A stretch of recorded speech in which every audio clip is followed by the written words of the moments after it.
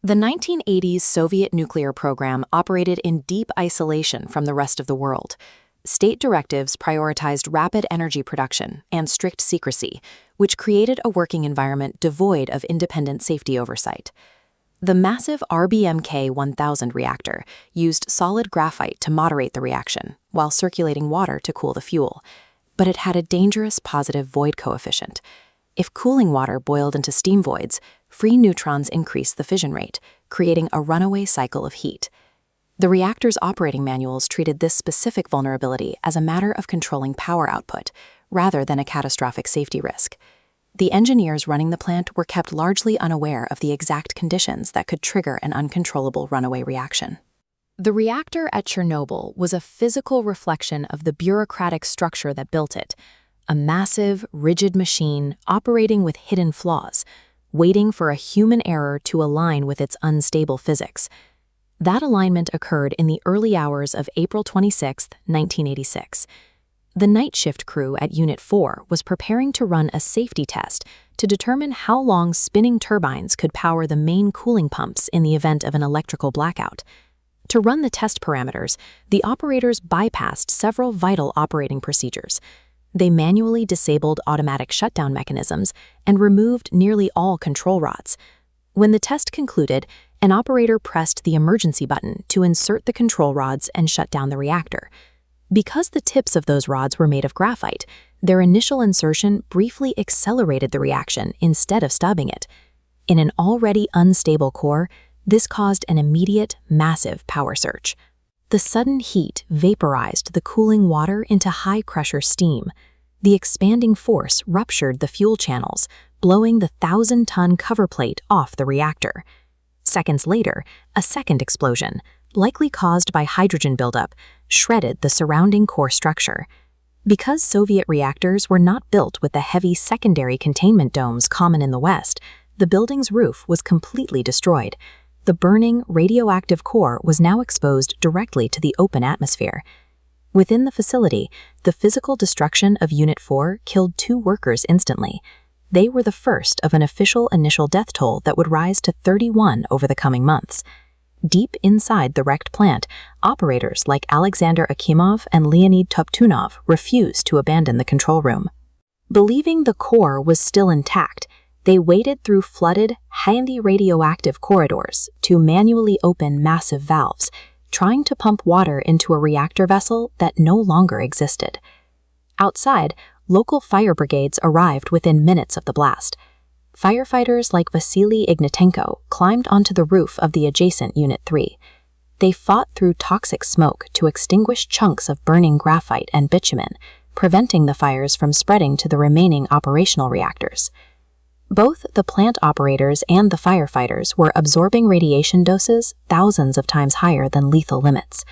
At exposures over 7,000 milligrays, acute radiation syndrome rapidly destroys the body's cellular division, leading to gastrointestinal collapse, severe burns, and total organ failure within a matter of weeks.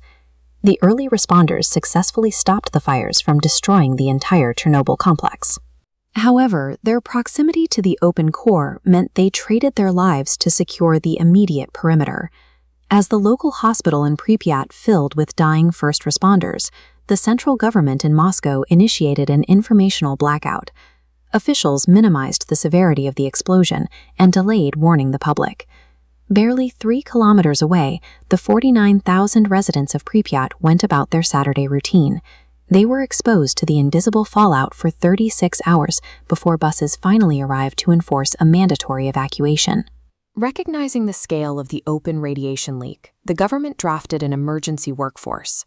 Over 600,000 military personnel, miners, and civilians from across the Soviet Union were mobilized as liquidators to decontaminate the surrounding land.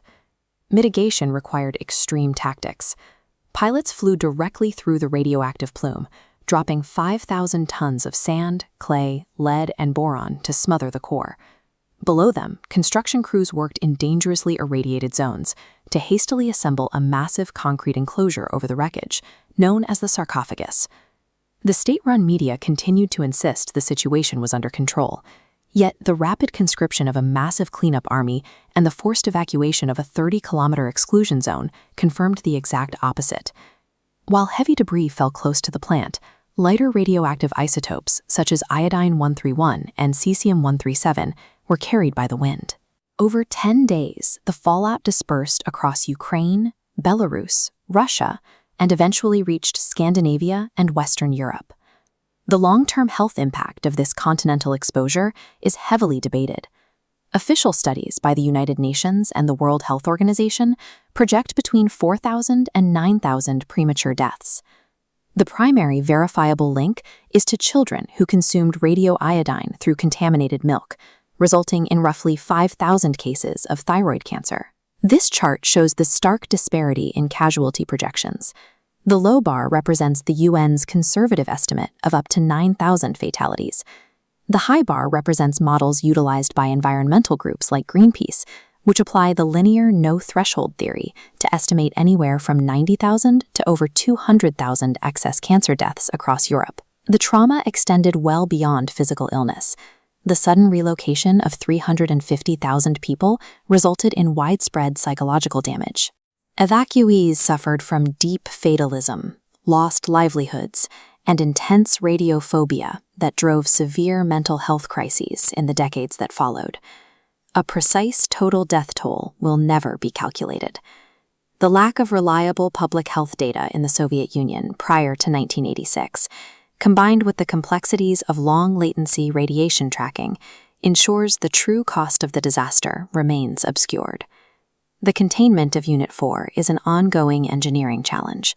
The original concrete sarcophagus was built in just 7 months and designed to last only a few decades. As its walls weakened, it left roughly 200 tons of highly radioactive fuel vulnerable to structural collapse. To prevent another breach, the new safe confinement arch was completed in 2017. The 36,000-ton steel structure was assembled off-site and pushed on rails over the decaying sarcophagus. It is the largest movable land-based structure ever built, designed to seal the ruins for another century. Outside that dome, the evacuation of humans has yielded an unexpected ecological result. The exclusion zone now functions as a vast sanctuary, hosting thriving populations of wild mammals that have adapted despite the presence of soil contamination. Within the nuclear industry, the explosion forced immediate, tangible reforms. Existing RBMK reactors were retrofitted with new control rods and higher enriched fuel to correct their unstable physics, and strict safety audits replaced the isolationist practices of the Cold War. The political cost proved fatal to the state that built the plant. Former Soviet leader Mikhail Gorbachev observed that the catastrophic expense of the cleanup and the domestic anger over the government's initial lies accelerated the collapse of the Soviet Union more effectively than his own liberal reforms. The radioactive materials released from Unit 4 will persist in the Earth for millennia. The disaster endures as a physical warning. A political system relying on suppressing the truth creates an instability it will ultimately be unable to contain.